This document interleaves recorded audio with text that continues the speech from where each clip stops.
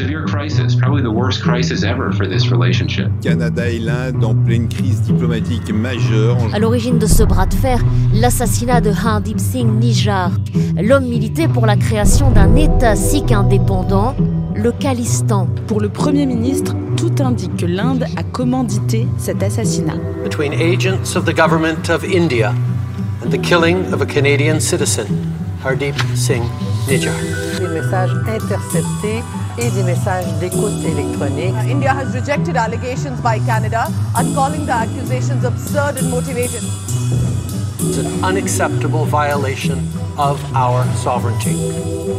The accusation that Canada is sheltering terrorists. The words of safe haven and a group of hackers in India is claiming responsibility for a recent string of cyber attacks.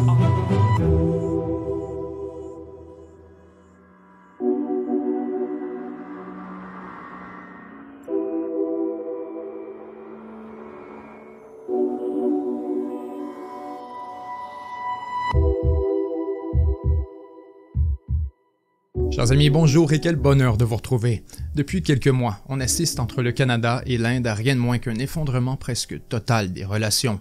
C'est un épisode spectaculaire qui est largement passé inaperçu et pourtant, on jurait que c'est sorti directement d'un film d'espionnage. Faites-moi confiance, si je vous dis que c'est intéressant, c'est pas parce que je suis Canadien. En fait, tout le monde à qui j'en parle ici n'a absolument aucune idée de ce qui est en train de se produire. Si je veux vous en parler, c'est parce que c'est une histoire fascinante qui nous amène à explorer tant les coulisses de la géopolitique que certaines de ses dimensions les plus fondamentales. Bref, pour mieux comprendre le monde qui nous entoure, c'est une leçon absolument immanquable. Ainsi, je vous invite à ce qu'on explore ensemble l'entièreté de l'histoire, tout en prenant soin, bien sûr, de se mettre en contexte. C'est un dossier extrêmement chargé, controversé, pour ne pas dire explosif. Donc, d'entrée de jeu, je voudrais prendre un instant pour souligner l'apport essentiel de notre partenaire, Infomaniac. Infomaniac, c'est une alternative éthique aux géants du web qui priorise d'abord et avant tout la vie privée, l'environnement et l'économie locale. Pour en finir avec les fameux GAFAM qui monétisent nos données, nos informations privées, Infomaniac propose une petite révolution avec des outils de productivité et des solutions d'hébergement cloud à l'abri de ce genre de pratiques. Ce que je trouve particulièrement important, c'est qu'Infomaniac est une entreprise entièrement indépendante qui appartient exclusivement à une partie de ses employés.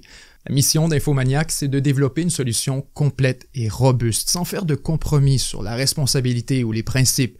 Non seulement leurs centres de données sont récompensés pour leur efficience énergétique, mais l'énergie produite est entièrement revalorisée pour chauffer des logements.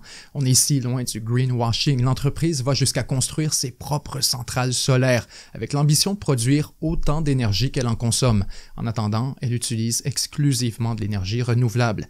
Infomaniac a déjà 30 ans d'expérience et plus d'1 million d'utilisateurs, alors qu'elle assure le streaming de plus de 3000 stations de TV et de radio, incluant celui de la radio-télévision belge. Infomaniac propose des services 100% gratuits et sans publicité qui respectent la vie privée. Leur service swisstransfer.com, par exemple, permet d'envoyer des gros fichiers atteignant jusqu'à 50 gigaoctets à travers un lien sécurisé. Et depuis la page ethique.com, vous pouvez aussi créer une adresse courriel gratuite à vie, avec un total de 35 gigaoctets pour vos emails et vos fichiers dans un cloud vraiment souverain. Pour ce qui est des emplois, des données ou des serveurs, tout est développé et concentré à une échelle locale, chez eux, en Suisse. Bref, si vous cherchez à sortir de l'écosystème contrôlé par les GAFAM, je ne peux que vous recommander de jeter un œil à Infomaniac, qui a certainement des solutions intelligentes et compétitives à vous proposer.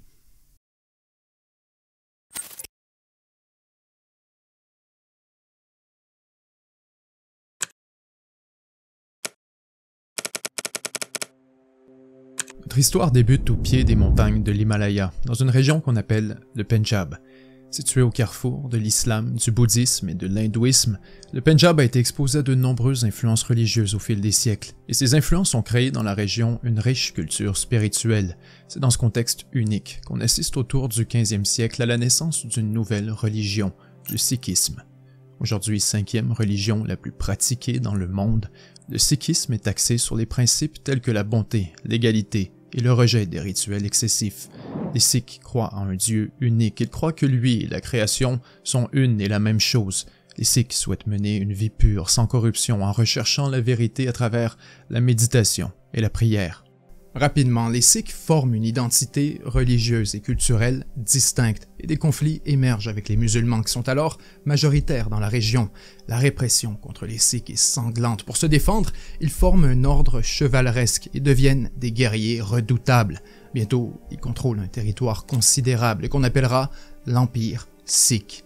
Lorsque les Britanniques prennent le contrôle de la région en 1849, l'Empire Sikh est le dernier à rendre les armes après des affrontements sans merci. Or, si l'Empire est alors dissous, la religion sikh, elle, demeure bien vivante au Pendjab. Durant l'occupation britannique, les tensions sont palpables entre les Sikhs, les hindous et les musulmans, et la cohabitation est particulièrement difficile entre les musulmans et les hindous. En 1940, les musulmans proposent de régler le problème en divisant l'Inde britannique sur une base religieuse. Ils appellent notamment la création d'un nouvel État musulman sur un territoire qu'ils appellent le Pakistan. Craignant d'être laissés derrière et potentiellement avalés par un éventuel Pakistan, les Sikhs appellent eux aussi à la création d'un nouveau pays pour leur communauté, le Khalistan. Lorsque les Britanniques se préparent à quitter l'Inde après la Deuxième Guerre mondiale, ils souhaitent régler autant que possible la question religieuse et donc ils s'engagent dans de longues négociations avec les hindous, les Sikhs et les musulmans. Dès le départ, on assure aux Sikhs la possibilité d'un territoire au moins semi-autonome. Quand les Britanniques finissent par quitter, ils organisent la partition de l'Inde largement sur les bases religieuses. Pour les musulmans, on crée le Pakistan, alors que pour les hindous, on crée une Inde indépendante. Sans surprise, les Sikhs sont déçus et frustrés. Non seulement ils sortent les mains vides de la partition, mais pire, le Pendjab se retrouve carrément tranché en deux avec un pied en Inde et l'autre au Pakistan. En conséquence, des millions de Sikhs et de musulmans se retrouvent du mauvais côté de la frontière. Des millions de Sikhs traversent vers l'Inde, alors que des millions de musulmans traversent vers le Pakistan. À travers ce mouvement massif de population, des affrontements éclatent avec une violence indescriptible. Les Sikhs du Pendjab se retrouvent presque tous en Inde et dès le départ, ils revendiquent plus d'autonomie face au gouvernement indien. Ce dernier, qui tient absolument un État laïque, refuse de créer un nouvel État religieux en ses propres frontières. D'abord parce qu'il en a déjà plein les bras avec le Pakistan, mais aussi car les Sikhs sont loin d'être le seul groupe religieux au Pendjab et on craint plus que tout un nouvel affrontement violent pouvant tourner à la guerre civile.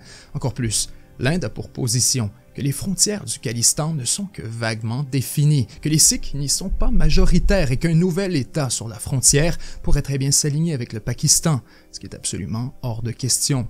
Ainsi, pendant des années, la tension monte graduellement alors que les Sikhs voient la plupart de leurs demandes politiques refusées par le gouvernement indien. Or, c'est seulement au début des années 70 que les choses commencent à bouger. En 71, la guerre éclate entre l'Inde et le Pakistan et pour déstabiliser le gouvernement indien, le Pakistan commence à appuyer le mouvement khalistanais. On prête refuge aux leaders, on leur offre une tribune dans les médias et en conséquence, le concept de Khalistan est de plus en plus populaire chez les Sikhs du Pendjab. Alors que la première ministre indienne Indira Gandhi se rapproche de l'Union soviétique, elle est persuadée que ce sont les Occidentaux, notamment les Américains, les Canadiens et les Britanniques, qui tentent de la punir en appuyant secrètement les indépendantistes du Khalistan. But you talked to your people of a deep and widespread conspiracy of which you were sure they were aware. What conspiracy? Well, it's obvious, isn't it, now? The whole subcontinent has been destabilized. But this was internal upheaval you were warning. No, it was both. It was supported from outside. But you required the special powers on the basis of internal upheaval. No, the question was, had it been only internal with no foreign interference, one could have dealt with it in a much easier way. Il faut dire que les Américains sont loin de se montrer hostiles au mouvement khalistanais. En voyage aux États-Unis, un leader du mouvement, Jagjit Singh Chauhan, fait paraître une annonce dans le New York Times et des millions de dollars sont récoltés pour la cause. Chauhan se présente carrément comme le président d'un État souverain. Il nomme un cabinet de ministres, distribue des passeports, crée une nouvelle monnaie appelée le dollar khalistanais et va même jusqu'à ouvrir des ambassades dans des pays européens. Pendant ce temps, au Pendjab, un autre leader gagne en popularité dans la communauté, un certain Jarnail Singh Bhindranwale. Alors que Chauhan réclame un pays, Bhindranwale, lui, revendique plutôt une région autonome pour les Sikhs. Avec sa position plus modérée, plusieurs se joignent à lui et bref, au début des années 80, il semble que le mouvement khalistanais a le vent dans les voiles. Le gouvernement indien se montre de plus en plus inquiet. Alors que l'influence politique des Sikhs augmente au Pendjab, la tension monte face aux hindous et aux musulmans. De chaque côté, on rapporte des violences, des meurtres, des viols.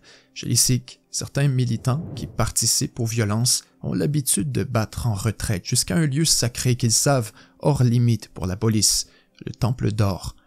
En 1982, alors qu'il est recherché par les autorités indiennes pour un rôle potentiel dans ces violences, Bhindranwale emménage au Temple d'Or avec 200 fidèles armés. Sur place, il accumule des armes, des munitions, multiplie les entrevues dans les médias internationaux, attirant toujours plus d'attention sur la cause des Sikhs. Le gouvernement indien commence sérieusement à perdre patience. Il accuse Bhindranwale de lancer des attaques contre les hindous et d'alimenter les violences depuis le temple. On dit que c'est un pion des puissances étrangères, qu'il est appuyé par les anglo-saxons. Le gouvernement indien envoie des agents secrets pour enquêter un peu partout à travers le monde. Or déployé au Canada, un agent des renseignements indiens rapporte à ses supérieurs que la théorie de l'ingérence secrète est largement surfaite et que New Delhi semble en faire une montagne pour absolument rien. Ce que tous ignorent, c'est que le gouvernement indien est alors victime d'une audacieuse opération secrète par le KGB soviétique, l'opération Contact. En gros, l'opération Contact a pour objectif de convaincre le gouvernement indien que les séparatistes sont secrètement appuyés par la CIA et les pays occidentaux, notamment à travers le Pakistan. Dans une manœuvre aussi rusée que téméraire, le service A du KGB crée de faux documents de la CIA avant de les faire passer à des diplomates indiens qui eux-mêmes transmettent la désinformation à Gandhi à travers un de ses proches, l'agent S.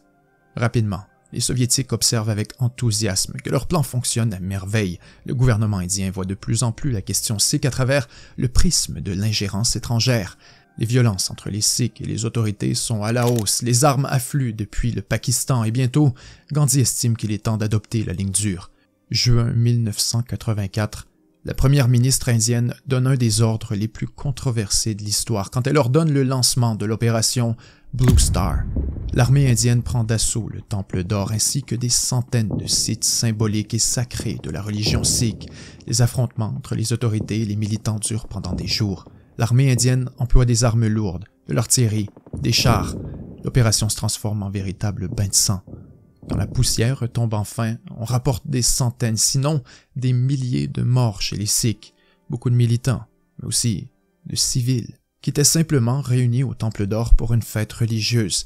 Bhindranwale est tué dans l'opération, alors que Chauhan, lui, se réfugie au Royaume-Uni.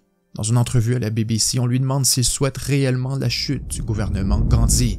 Il répond « À l'intérieur de quelques jours, vous aurez les nouvelles que Madame Gandhi et sa famille se sont fait trancher la tête. Voilà ce que les Sikhs vont faire. » Le lendemain, Chauhan déclare la création d'un gouvernement en exil pour le Khalistan avec l'intention de continuer la lutte depuis l'étranger.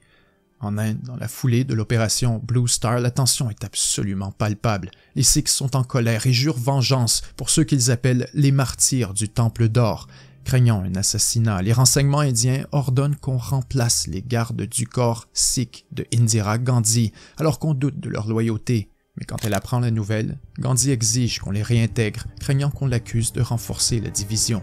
Le 30 octobre, il déclare dans un discours « Si je dois mourir au service de la nation, je le ferai avec fierté. » Le lendemain, le 31,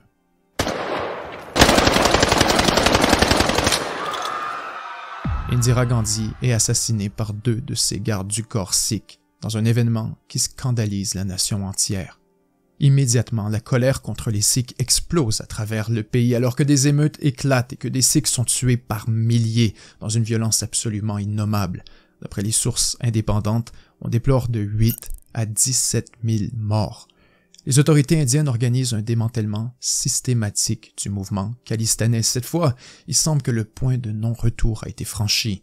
En réponse, les Sikhs se mettent à fuir la répression vers des pays refuges comme l'Australie, le Royaume-Uni, le Canada ou les États-Unis. Au Canada, ils arrivent par dizaines de milliers et constituent une énorme diaspora qui devient rapidement très active pour la cause du Khalistan. En 1985, un vol de Air India faisant la connexion entre Montréal et New Delhi est détruit par une bombe au large de l'Écosse, tuant les 329 personnes à bord. C'est alors le plus grave attentat terroriste de toute l'histoire avant le 11 septembre. Rapidement, des militants sikhs établis au Canada sont pointés du doigt et après un procès controversé qui s'avère le plus coûteux de l'histoire canadienne, ils seront acquittés. Et encore aujourd'hui, l'Inde reproche au Canada son laxisme dans cette affaire. Dans les années qui suivent, alors que la répression du gouvernement indien contre le militantisme sikh se poursuit, toujours plus de Sikhs séparatistes ou non choisissent de s'installer au Canada. Aujourd'hui, les chiffres sont hallucinants. En dehors de l'Inde, le Canada possède littéralement la plus grande communauté sikh du monde et en fait, toute proportion gardée, les Sikhs sont plus nombreux au Canada qu'en Inde, avec 2% de la population canadienne contre 1,7% de la population indienne. C'est absolument incroyable. À mesure qu'ils arrivent au Canada, les Sikhs prennent leur place dans la vie politique et même si la plupart s'alignent avec le Parti libéral, ils sont bientôt représentés dans les plus hautes instances de tous les grands partis politiques. Pour la cause du Khalistan, des Sikhs canadiens forment des groupes de pression qui composent rapidement un puissant lobby avec une influence notable sur la politique étrangère canadienne. Avec les années, le Canada a tendance à se montrer de plus en plus vague sur la question du Khalistan, et si l'écrasante majorité des Sikhs canadiens sont modérés, pacifiques et rejettent le terrorisme sur cette question, l'Inde accuse Ottawa d'un appui indirect aux séparatistes. On dit que le Canada tolère des terroristes et des extrémistes sur son territoire et ce, pour des raisons essentiellement politiques. Le Canada, de son côté, affirme simplement protéger les droits les plus fondamentaux des réfugiés en refusant d'obtempérer aux demandes de l'Inde. Un climat d'insécurité s'installe, alors qu'en 2008, les services de renseignement indiens affirment que le Pakistan fait secrètement tout en son pouvoir pour relancer l'insurrection sikh. Faut dire que ce n'est pas complètement faux.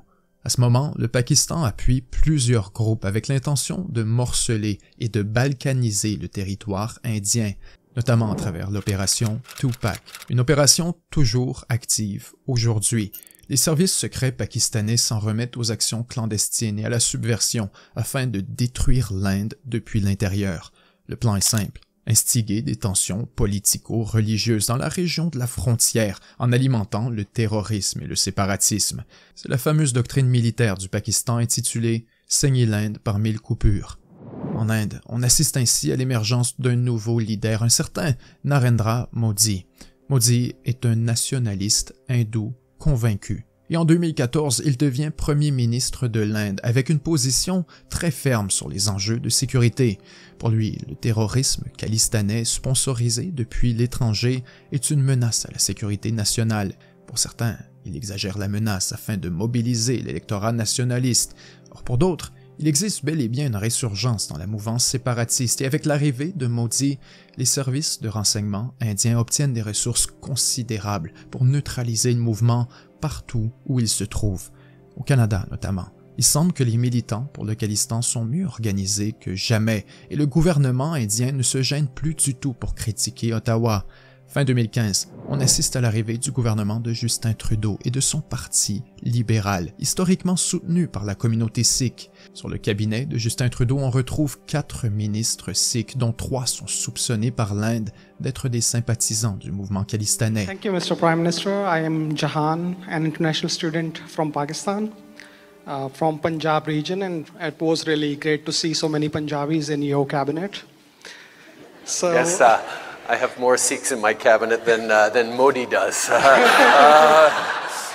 Entre autres, comme ministre de la Défense, Trudeau nomme Harjit Sajjan et ses liens allégués avec le Khalistan seront une source de problèmes majeurs dans les relations avec l'Inde. En fait, ce que tout le monde ignore à ce moment, c'est qu'on a seulement vu la prémisse de ce qui deviendra bientôt l'une des plus graves débâcles diplomatiques de l'histoire du Canada. Ce qu'il faut comprendre, c'est qu'avec l'élection du gouvernement Trudeau, le paysage politique canadien est alors au beau milieu d'une profonde transformation. Pour se faire élire, le Parti libéral de Justin Trudeau a réalisé un grand pivot vers la gauche après des années de centrisme modéré. Par cette manœuvre, les libéraux réussissent à ravir l'électorat du parti de gauche traditionnel, le NPD. En conséquence, après l'élection de Trudeau, le NPD est plongé dans une sorte de crise existentielle. Le chef est renvoyé et plusieurs se demandent comment relancer le parti face à la popularité extrême de Justin Trudeau. C'est alors qu'entre en scène Jagmeet Singh, un député sikh canadien particulièrement actif dans la communauté.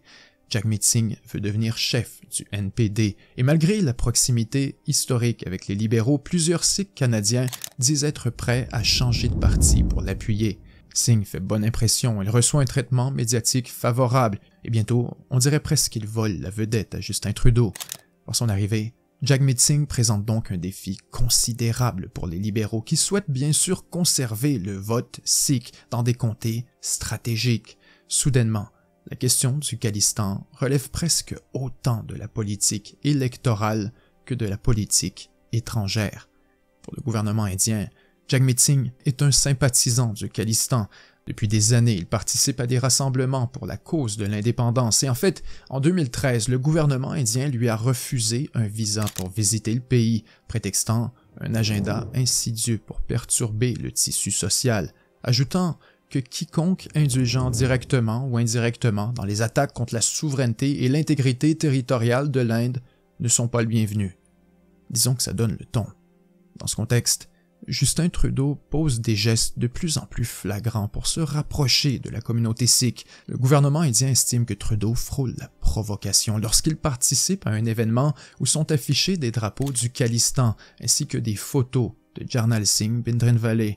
Et voilà ce qui nous amène au désormais célèbre voyage en Inde de Justin Trudeau en 2018, un voyage qui passe à l'histoire comme un des pires faux pas de politique étrangère dans l'histoire récente du Canada. Dès son arrivée, le premier ministre canadien reçu à l'aéroport non pas par son homologue, mais bien par le ministre indien de l'Agriculture. Un snob diplomatique flagrant interprété par plusieurs comme un signe de la frustration de l'Inde envers le Canada. Dans les jours qui suivent, le premier ministre indien refuse carrément de rencontrer Trudeau, qui se fait plutôt photographier en tenue traditionnelle avec sa famille. Les Indiens sont confus et presque insultés par les clichés culturels exhibés dans les habits de Trudeau, normalement réservés aux mariages ou aux films de Bollywood. Publiquement, on reproche à Trudeau d'être un sympathisant des séparatistes et le voyage s'avère déjà une catastrophe. Or ce n'est que le début. Car bientôt on découvre que l'équipe Trudeau a invité un certain Jaspal Atwal à 2 événements formels dans le cadre de la mission en Inde. Le problème, c'est que Jaspal Atwal est un militant sikh condamné pour avoir tenté d'assassiner un ministre du gouvernement indien. Une fois sorti de prison, il devient un membre influent du Parti libéral et pendant que Trudeau est en Inde, des photos de Jaspal Atwal sont rendues publiques avec celle qui est alors la femme de Trudeau, Sophie. Cette fois, la nouvelle fait scandale à travers l'Inde, mais aussi au Canada, où la critique envers Trudeau est sévère et fuse de partout. Dans une manœuvre aussi étrange que incendiaire, le conseiller à la sécurité nationale de Trudeau suggère ouvertement que Jaspal Atwal a été invité secrètement par des agents indiens infiltrés dans le gouvernement canadien et qu'ainsi, Justin Trudeau a été la victime d'un vaste complot digne d'un film d'espionnage. Quand la poussière retombe après ce voyage désastreux, on constate toute l'étendue des ramifications. Non seulement le Canada est en froid avec une puissance émergente, mais encore plus, les sondages indiquent clairement que Trudeau est plus impopulaire que jamais. En fait, les seuls à complimenter le voyage de Trudeau, eh bien, sans surprise, ce sont les Sikhs canadiens affiliés au mouvement khalistanais. Pour eux, le voyage est un véritable succès car ils considèrent que Trudeau a bien représenté leurs intérêts. À l'élection suivante, les libéraux de Justin Trudeau sont battus au vote populaire par l'opposition conservatrice, mais ils s'accrochent au pouvoir en réalisant une alliance avec, vous l'aurez deviné, le NPD de Jagmeet Singh. Le NPD vient alors de connaître son pire score électoral depuis 15 ans, mais en s'alliant avec les libéraux, soudainement, il s'arroge de la balance du pouvoir et ainsi devient absolument incontournable en politique canadienne. Le gouvernement Trudeau devient littéralement dépendant de Jagmeet Singh et du NPD sur presque toutes les questions politiques, tant sur l'économie, la défense, le budget ou encore, bien sûr, la politique étrangère. Et voilà, la table est mise pour une confrontation épique avec le gouvernement indien. Car presque au même moment, Narendra Modi est réélu pour un 2e mandat en promettant de resserrer l'étau sur les mouvements séparatistes et les groupes terroristes. Lorsqu'il est question du Canada, le gouvernement indien est particulièrement agacé face aux activités d'un militant sikh de la région de Vancouver, un certain Hardeep Singh Nijjar. Nijar est un militant notoire pour l'indépendance du Khalistan qui a immigré au Canada dans les années 90 dans des circonstances nébuleuses à l'aide de faux documents. Selon certains, Nijar n'est rien de plus qu'un militant pour les droits de la personne, président du temple local et impliqué dans sa communauté. Or, d'après le gouvernement indien, disons que le curriculum de Nijar est plutôt bien garni. On dit que c'est un terroriste recherché et un militant radical pour la cause du Khalistan, qui utilise le Canada comme refuge afin de lancer des attentats en Inde. Dans un dossier créé par les services de renseignement indiens, on affirme que Nijar a fait un voyage au Pakistan autour de 2013 et qu'il fut alors recruté par les renseignements pakistanais dans le cadre de l'opération Tupac. On affirme que des agents pakistanais lui ont enseigné l'usage des armes et des bombes et qu'après son retour au Canada, Nijar s'est rapproché du Khalistan Tiger Force, ou KTF, un groupe bientôt considéré terroriste en Inde. Toujours selon les espions indiens, dès 2015, Nijar devient carrément le chef du KTF qu'il dirige depuis le Canada. On dit qu'il réseaute, entraîne, finance et même active les cellules du KTF un peu partout à travers le monde. Le gouvernement indien prétend notamment que Nijar aurait organisé un camp d'entraînement au Canada pour enseigner l'usage du AK-47, des fusils de précision et des pistolets. En Inde, les images sont largement relayées dans les médias et malgré le démenti de Nijar, le malaise est évident. On l'accusera éventuellement d'avoir participé à l'assassinat d'un prêtre hindou et en 2022, New Delhi exige formellement qu'il soit remis aux autorités indiennes. Or, non seulement le Canada ignore la demande, mais pire encore, dans les mois qui suivent, Nijar organise carrément un référendum sur l'indépendance du Khalistan. Sans surprise, le gouvernement indien est absolument furieux. Ajit Doval, un ancien agent secret devenu responsable des services de sécurité indiens, prévient ouvertement que plus personne n'est à l'abri et que l'Inde fera tout en son pouvoir afin de neutraliser les terroristes, peu importe où ils se trouvent. Peu de temps après, des hommes connectés au mouvement khalistanais se mettent à mourir dans des circonstances étranges un peu partout à travers le monde. En 2022, Ripudaman Singh Malik est retrouvé tué par balle au Canada. C'était l'un des accusés dans l'attentat du vol Air India. Mai 2023, un des criminels les plus recherchés en Inde, présumé leader de la force commando du Khalistan, est tué par balle au Pakistan. Quelques semaines plus tard, le 15 juin, un autre militant khalistanais notoire est retrouvé mort, cette fois au Royaume-Uni. Clairement, quelque chose se trame. Le 17, les services de renseignement canadiens, qui rencontrent alors Nijar jusqu'à 2 fois par semaine, le préviennent que sa vie est en danger et qu'il pourrait être visé par des mercenaires. Le lendemain, le 18 juin 2023, Nijar est retrouvé mort, assassiné par balle, devant le temple sikh de Surrey.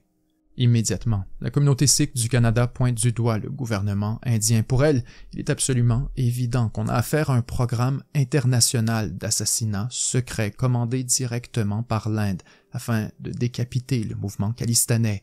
C'est inacceptable et le Canada doit se tenir debout. En Inde, la réaction des partisans de Narendra Modi est jubilatoire. On vante les prouesses des services de renseignement et d'Ajit Doval. Seulement 10 jours après le meurtre de Nijar, le gouvernement indien semble carrément faire clin d'œil à l'événement, alors que le ministre indien des Affaires étrangères déclare que le Canada est motivé par la politique de banque électorale sur l'enjeu khalistanais, ajoutant « Nous avons été très clairs que si les activités là-bas nuisent à la sécurité nationale, nous allons répondre. » Au Canada, on murmure dans les coulisses que les meurtres relèvent d'une opération du Research and Analysis Wing, ou RAW, la branche internationale des services secrets indiens. Peu de temps après l'assassinat de Nijar, les services de renseignement américains fournissent au Canada des éléments de contexte permettant de connecter l'Inde à l'opération. Les espions canadiens se mettent à écouter secrètement des conversations de diplomates indiens déployés au Canada. Et à partir de ces écoutes, il conclut que la preuve est suffisante pour accuser l'Inde. À compter de ce moment, les événements s'enchaînent très rapidement.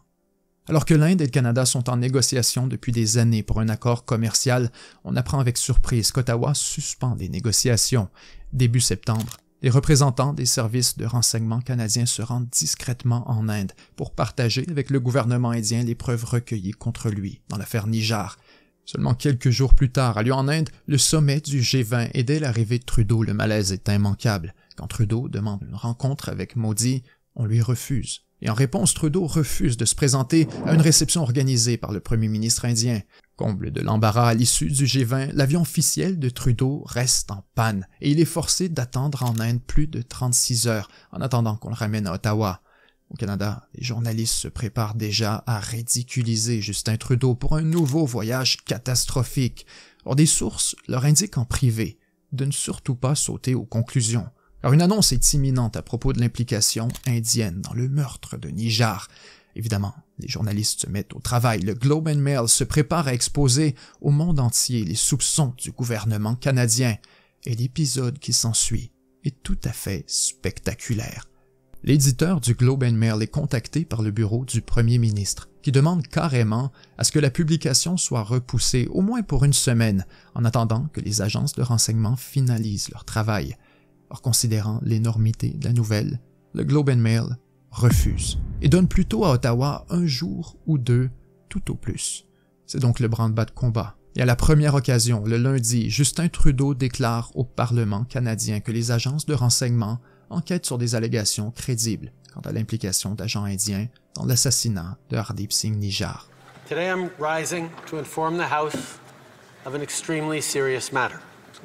I just informed the leaders of the opposition directly, but I want now to speak with all Canadians. Tout de suite après, le Globe and Mail publie son article, et bien sûr, la nouvelle a l'effet d'une bombe. Le Canada expulse de son territoire un diplomate indien qui l'identifie publiquement comme l'espion en chef de l'Inde au Canada, un geste extrêmement rare et particulièrement incendiaire. En réponse, l'Inde expose et expulse à son tour un diplomate qu'elle identifie comme l'espion en chef du Canada. Sans surprise, le gouvernement indien nie catégoriquement les accusations canadiennes qu'il qualifie d'absurdes et motivées. Ajoutant la confusion, le Canada refuse étrangement de partager les preuves qui l'ont mené à de telles accusations. Ce qui est fort probable, c'est que les preuves elles-mêmes sont illégales et inadmissibles aux yeux du droit international puisque récoltées à travers l'espionnage de diplomates étrangers, une pratique clairement défendue par la Convention de Vienne de 1961. Là-dessus, le Canada s'est tiré dans le pied. Et ça, tout indique que le gouvernement indien en est parfaitement conscient, puisque, sans preuve, les accusations d'Ottawa ne seront jamais rien de plus que des accusations. Pire encore, pour le Canada, littéralement aucun de ses alliés n'accepte de s'aventurer avec lui dans une confrontation avec l'Inde. En fait, on apprendra plus tard par le Washington Post que derrière les rideaux, le Canada a essayé durant des semaines de convaincre ses alliés de l'appuyer face à l'Inde, mais qu'aucun n'a accepté, et ce, pour une multitude de raisons. D'abord, l'Inde est un marché émergent avec une population croissante de plus d'1 milliard de consommateurs et tout simplement trop d'argent sur la table pour mettre le pays de côté sur des embrouilles de la sorte. Ensuite, l'Inde entretient une très bonne relation avec la Russie. Elle a participé à la fondation des BRICS. Elle refuse de condamner l'invasion de l'Ukraine et elle commerce presque sans entrave avec Moscou. Ainsi, pour plusieurs sanctionnés, le gouvernement indien le poussera encore plus proche de la Russie. Et finalement, bien sûr, impossible d'ignorer l'éléphant dans la pièce, soit la Chine et son énorme influence à travers la région. Les stratèges occidentaux considèrent que l'Inde est un contrepoids essentiel permettant de contenir l'influence de la Chine et de créer un deuxième front en cas de conflit militaire. Pour certains, cet épisode est un réveil brutal. Pour Ottawa, une démonstration indéniable de son insignifiance sur la scène internationale et de son incapacité à défendre sur son propre territoire ses propres citoyens. Il faut dire qu'on a devant nous tout un récit pour exposer la nature parfois brutale des rapports internationaux. Les gouvernements font le nécessaire pour protéger ce qu'ils perçoivent comme étant leurs intérêts. Si c'est surveiller des diplomates, alors tant pis. Et si c'est commanditer secrètement un assassinat dans un pays étranger, c'est pas toujours propre, c'est pas toujours chic, mais c'est de la géopolitique. Parfois, la raison d'État surpasse la raison elle-même. Loin de moi l'intention d'arbitrer le conflit et trouver un coupable. Je pense que vous êtes tous assez intelligents pour départager ça vous-même.